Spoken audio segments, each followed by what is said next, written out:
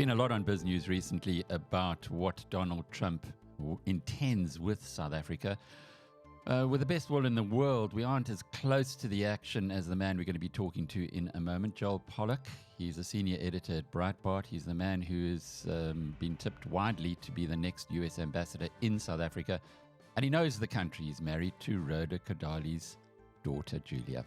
We are going to find out from him what we should be expecting from the new Trump administration. Joel, really good to be talking with you. I watched the fascinating podcast that you did with the Jewish Report, and it does appear as though South Africa's in for a pretty tough time. But I love the piece that you wrote yesterday, and I think perhaps we can start there. You gave some free advice to South Africa on how to deal with Donald Trump. Before we go into that, how well do you know the guy? Well, in a sense, I know him very well. And in another sense, I don't know him at all. I mean, I've followed his entry into politics very closely. I've written several books about his presidency, about his policies, about his campaigns. So from that point of view, I know him very well. But on a personal level, I don't know him that well at all. And I'm a big fan politically, but I don't hang around Mar-a-Lago and so forth. I'm not socially in the mix. I just do my thing out here in California, focus on my job, my family, and the bigger debate. And Breitbart, which you've been involved in pretty much from the beginning. I'm not sure everybody understands that. And you also act as the in-house legal counsel, having done your law degree at Harvard Law School. So very useful to have someone like you on the staff. What got you into contributing editorially, or was that always been your first love? It's a great question. So when I joined Breitbart 14 years ago, I joined as legal counsel because the company was growing. It was then in its early phase. It was a website with multiple different pages, big government, big Hollywood, big journalism, and big peace. These were each focused on a different aspect of policy or culture. And I was there to help build the defenses of the company against lawsuits because there was a deliberate strategy by the left, funded by George Soros and other donors, to take out conservative media outlets by litigating, by suing, causing great legal expenses and so forth. So I was initially part of the effort to protect the company against that, and I did that for a while. And then we switched from being a blog format to being a 24-hour a day, 7 days a week news service. And that's when Andrew Breitbart elevated me basically to editor-in-chief. He wanted a lawyer in the role because even though it's primarily an editorial role, again, there was this persistent threat from left-wing organizations to try to interfere with the company's growth. And this has been part of a fight that's gone on for a decade and a half, really trying to protect freedom of speech against these sorts of assaults. Even when they come from the private sector, they violate the spirit of free discourse and free debate. But I served in that role for 2 years, and then the company shifted its focus. We really started out in California, actually. We started out covering Hollywood because Andrew Breitbart, founder of the company, was very focused on how culture influences politics. He believed that, as he said, politics is downstream from culture, that culture really determines everything. And so he wanted to be out here in Los Angeles covering the politics of Hollywood. And we've had a really tremendous impact on that.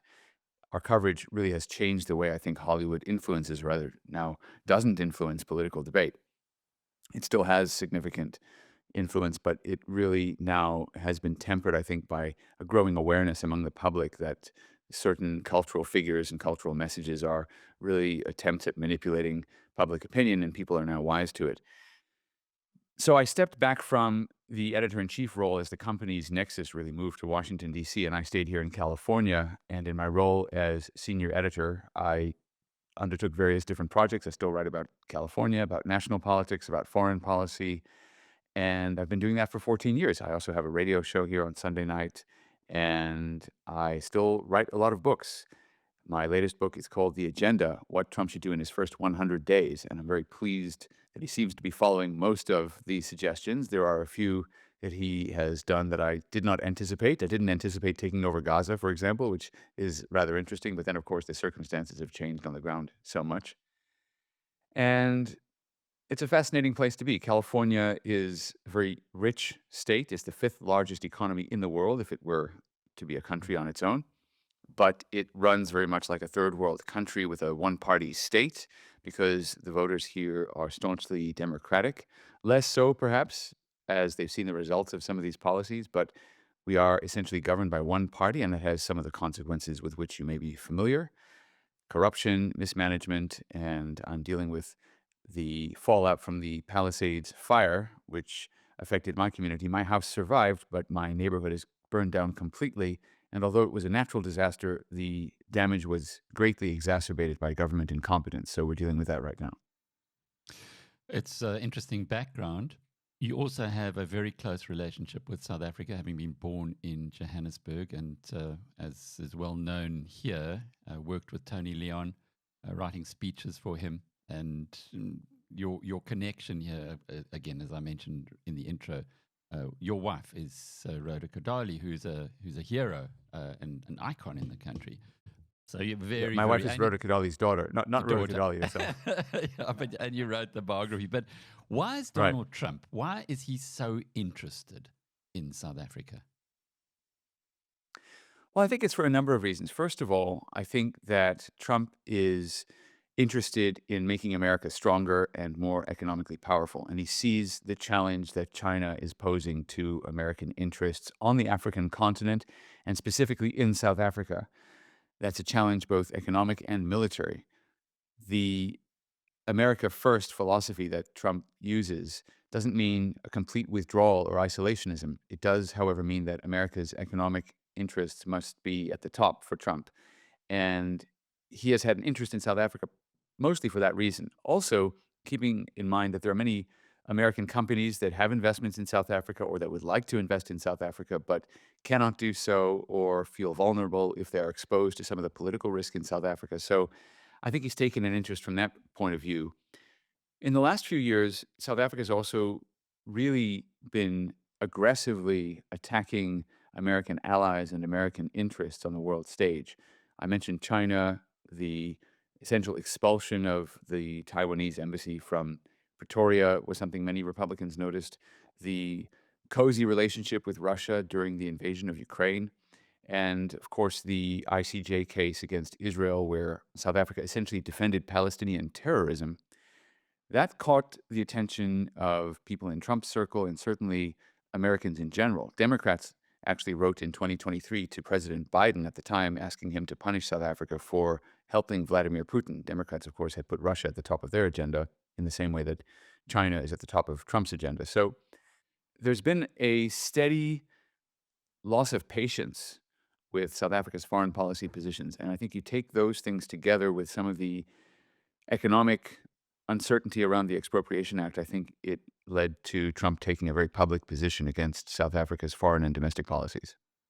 Franz Cronje, who comments fairly regularly on our program, was talking to us recently about the relevance of Simonstown.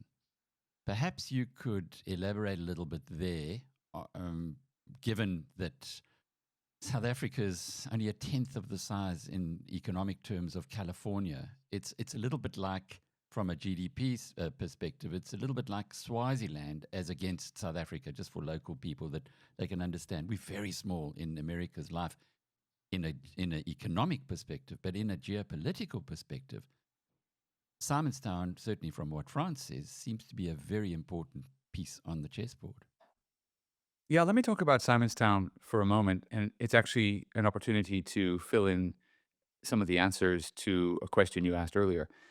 So I was born in Johannesburg. My parents moved to the Chicago area when I was 8 weeks old. So I grew up in Chicago or the Chicago suburbs, and I studied at Harvard University. And then I came back to South Africa on a Rotary Foundation ambassadorial scholarship. And I intended on staying a year or 18 months.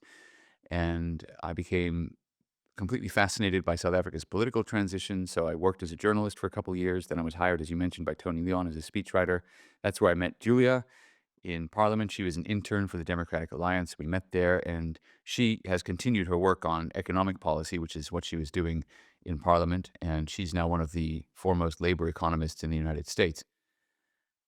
Simonstown is important to me not only because it's scenic and beautiful, and it was a place I enjoyed visiting a lot when I lived in Cape Town, but actually my father served at the Simonstown Naval Base when he was doing his military service in the mid 1970s, and my mother apparently lived in an apartment nearby. So Simonstown has some relevance for my family, so I know it well.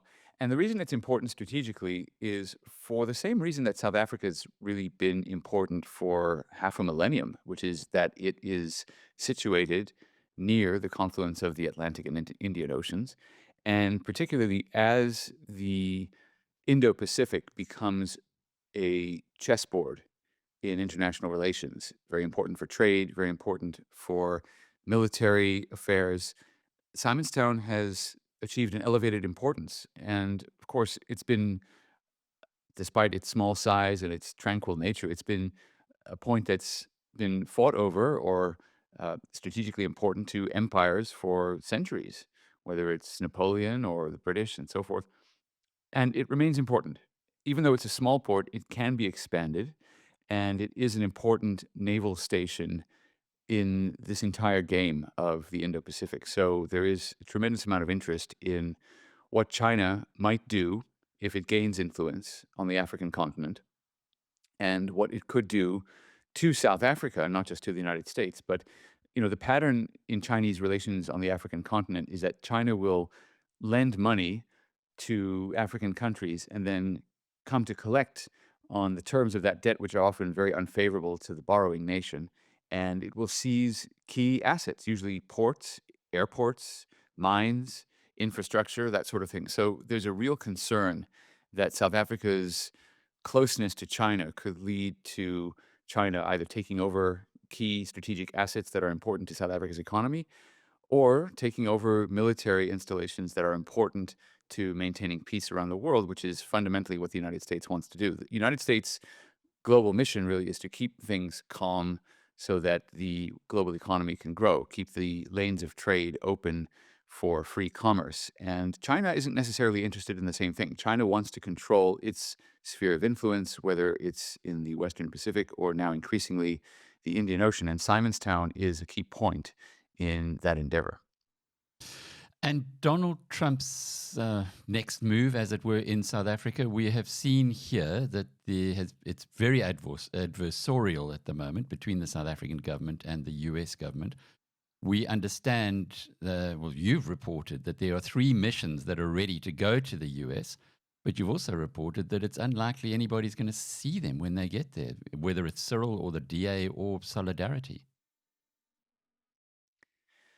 Yes, and since that article, people have reached out. They want to meet me, but I can't conduct diplomacy for the United States. I'm a private citizen. I'm a journalist, so we're not allowed to do that. But the reality is that the people that South Africa needs to meet are not yet in their positions because the administration is very young, and there's been a change in policy, as you've mentioned. So they can meet with the people who are literally sitting at the desks in the State Department, occupying the foreign policy positions that would normally deal with South Africa. But those people represent either the permanent civil service or they are holdovers from the previous administration. The new administration's nominees are not yet in their posts. So there's nobody really to talk to. And if you try to talk to some of the candidates for those positions, some of the undersecretary positions, deputy secretary positions, which sound junior but are actually very senior, if you try to talk to them, they won't talk to anyone because the Senate, so I'm told, does not look favorably on candidates for some of these positions if they start behaving as if they already have the roles before they've been confirmed. So it's going to be very difficult for South Africa to meet with the diplomatic staff. And as for the president and the secretary of state, I don't think they're going to have anything to do with South Africa right now, given the policy differences and, I'm sorry to say, the way in which South Africa's leadership has responded. It's not good to accuse President Trump of misinformation. That phrase is extremely loaded in an American context. You may quibble with one or two of his facts, and I've done that before, certainly in some of my editorial pieces and news coverage and so forth. But the left in this country tried to shut down news outlets like mine, and they tried to censor the president. They did, in fact, censor him. by accusing him of spreading misinformation. The first time Donald Trump was ever censored by a social media company was when he did a press event with some doctors who were questioning some of the COVID restrictions and COVID masks and so forth. Those doctors turned out to be right, but at the time, that was against the medical orthodoxy and the political program of the Democratic Party. And so they convinced Facebook and Twitter at the time to shut down the live stream and to censor those posts from Donald Trump. And by the way, from Breitbart, because we had a camera there. And that's the censorship that is associated with the phrase misinformation. There really is an attempt by the president's enemies to control him and the flow of information in this country by accusing him of misinformation. So when that word is used, for Americans at least, it triggers an association with the past 5 years, really, of attempts to crush free speech online and elsewhere. Those are all being reversed now that Trump has been elected. They are a big part of why he was elected because Americans stood up against it. But it was a big mistake for Cyril Ramaphosa to accuse the president of misinformation, and some of the other commentary hasn't been helpful. I don't think that this is a problem that can simply be smoothed over by going and trying to explain things the way the South African government sees them. The United States is well aware of how the South African government sees things, but I don't think the South African government has heard how the United States sees things in quite some time. And part of the problem has been that South Africa hears a lot of flattering commentary about 1994, which was a miraculous political development. But as one British commentator said, you can't really run on the fumes of 1994 for that long. People are concerned about the direction of the country. They're concerned about their investments in the country or their potential investments. They're concerned about China. They're concerned about South Africa's support for terrorism. And it really worries people. And it's refreshing, I think, to hear Donald Trump say what many Americans are thinking. And so some of the rhetoric coming back from South Africa has really been unhelpful. I also saw that President Thabo Mbeki said he was baffled by the change overnight in the Republican Party. It's not just a change in the Republican Party. Again, the Democrats wrote to President Joe Biden back in 2023. It was a bipartisan letter, but it was signed by Senate Democrats who are normally very friendly to Africa, and they are very, very concerned about the direction that South Africa is heading. So this is now a bipartisan issue. And if South Africa didn't get the message then, when President Biden was in office, they are certainly getting it now. So clearly they are misreading President Trump. Have you got some recommendations that you can pull from the piece that you wrote yesterday that should be read or at least absorbed by the ANC? Well, I like to look ahead to the end of something like this. I think in any endeavor, any challenging situation, you want to try to look ahead to what the end of it feels like. And if you can imagine where this ends up, the future that I like to imagine is some kind of agreement on the White House lawn, let's say, some kind of bilateral treaty between South Africa and the United States, setting aside AGOA and all of that, which is a very serious issue. We can discuss that if you want. But I sort of tried to imagine what it would look like if all these issues were resolved. And most of them involved South Africa changing its foreign policy, changing its BEE laws, dropping some of the labor laws that make it almost impossible for people in South Africa, never mind foreign companies, impossible to run a business, and liberalizing the South African economy while also making clear that it's going to protect private property rights, repealing the Expropriation Act, and finding a more sensible way of dealing with the problem of eminent domain, which we have here in this country as well. I think South Africa has to make those changes. And if it does make those changes, I think there are some reciprocal movements that the United States can make. One of the things I've suggested, for example, is that the U.S. could support a South African Olympic bid to be the first Olympics held in Africa. I see that Egypt has taken an interest in hosting the Olympics. There's no reason that Egypt should be the first African nation to host the Olympics. And there could be a significant investment from the United States in that. There could be investments in power generating capacity. There could be investments in solar energy and green technology and all sorts of things. And these investments can really change the lives of South Africans for the better. They can take advantage of certain natural advantages as well as the incredible skill and drive of the South African people. So I think there will be benefits flowing back in the other direction, but there have to be commitments by South Africa to make these fundamental changes. And then I think it's possible to imagine an incredible relationship. You could see Donald Trump, who's I think somewhat misunderstood and reviled, I think, in the South African media. You could see him becoming kind of a hero because I think he can reset not just the relationship, but he can reset South Africa back onto a path of prosperity and unity.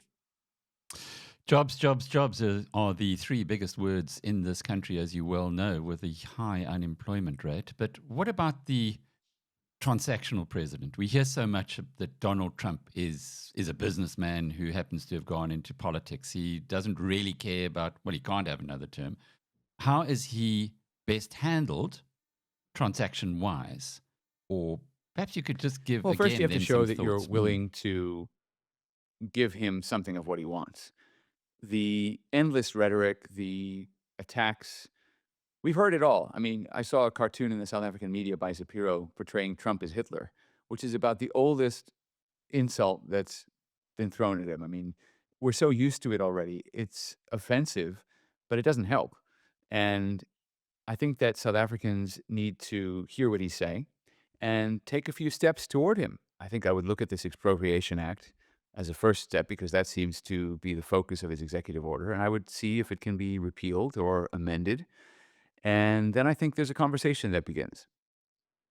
And what about this view that South Africans supporting Trump are all white and that those opposing him are all black? And as a consequence, he's becoming a divisive figure in the country. Well, I don't know about that. I mean, I haven't seen any polling data in South Africa, but the remarkable thing about Trump is that he has won a higher share of the black vote and the Hispanic vote in this country than any other Republican president going back decades and decades and decades. And he did that while running against racial preferences. You know, it turns out that many people simply don't want to be thought of as different or requiring special treatment or special concessions. People just want to show up and work, succeed, build their dreams. And that's why Donald Trump actually even won a majority of the male vote in the Hispanic electorate. I mean, so Black Americans increasingly like Donald Trump. Hispanic Americans like Donald Trump. A lot of people are gravitating toward Donald Trump. So I would actually be surprised if white South Africans and black South Africans felt differently. In fact, some of the some of the many insulting things I think that I've seen in the South African media were written by white people. Not that I view them that way or that we should, but now that you bring up the issue, I sort of think about that, and I just don't think it matters. Donald Trump does not care about that, and I don't think at the core, South Africans care about it. I mean, we care Mm. about our identities as human beings, right? Everybody cares about it. Americans do, South Africans do, but we also transcend them. And in certain modes, especially economically, we often forget about them. When we're working together, cooperating together, it just doesn't matter. So I think that uh, there may be some truth to what you're saying. I don't know, but that's not an immutable truth. It certainly hasn't been in American politics, where Trump is increasingly appealing to voters among racial minorities who in this country are black, Hispanic, Asian, and other. It is Valentine's Day. How do South Africa, or how does South Africa show some love to the new US administration? And what kind of love could come back in return? Make love great again. That's my favorite way of putting it. Look, I think South Africa should drop the case against Israel at the International Court of Justice. It doesn't cost South Africa anything to do it. South Africa is not going to win the case. The new presiding judge at the International Court of Justice is from Uganda. She's probably the most pro Israel judge on the court, aside from the judge from the United States. And she actually wrote a quite brilliant dissent in one of the previous opinions.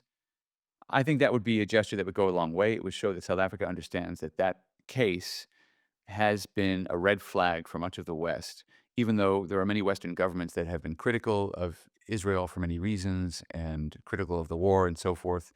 I think that arguing that there's some kind of right to commit acts of murder against innocent people, which is what Hamas does, and that's what South Africa did argue, by the way. It didn't just argue that Israel was doing bad things. It actually argued that Palestinians have a right to use murder because of some so-called right to resist, which doesn't actually exist in international law. It's kind of made up. But really, to go and argue that there's some cause for which murder is acceptable is shocking. And it actually is corrosive, I think, to South Africa internally, because how does the same government then come back home from The Hague and try to stop crime at home? It's really just a terrible signal. I would drop that first as a gesture of goodwill and then see if you can work out the other issues.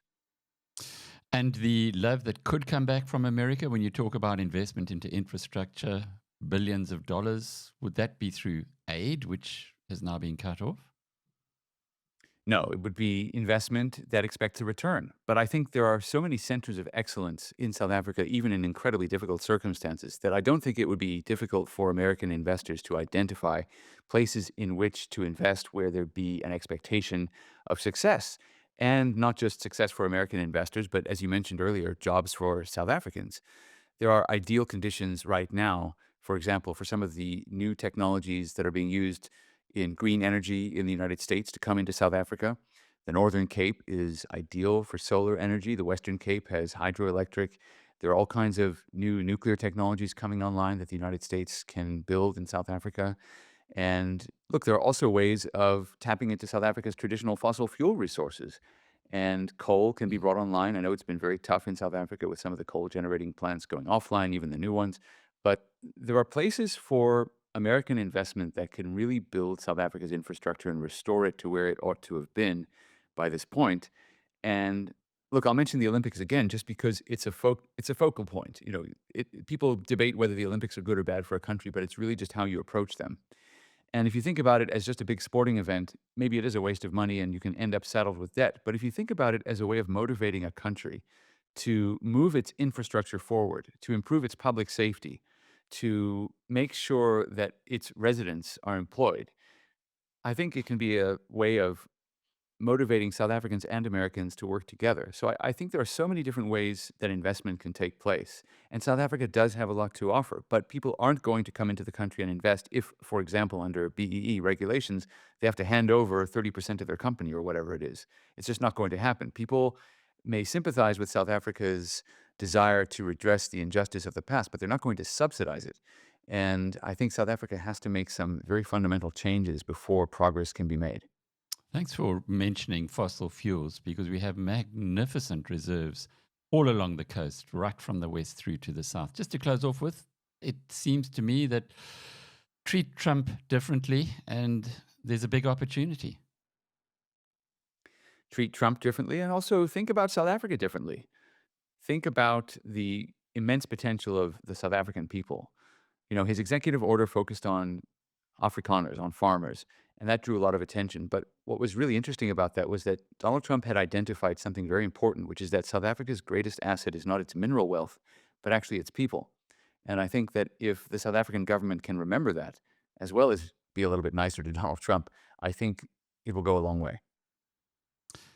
Joel Pollak is senior editor at Breitbart. I'm Alec Hogg from BizNews.com.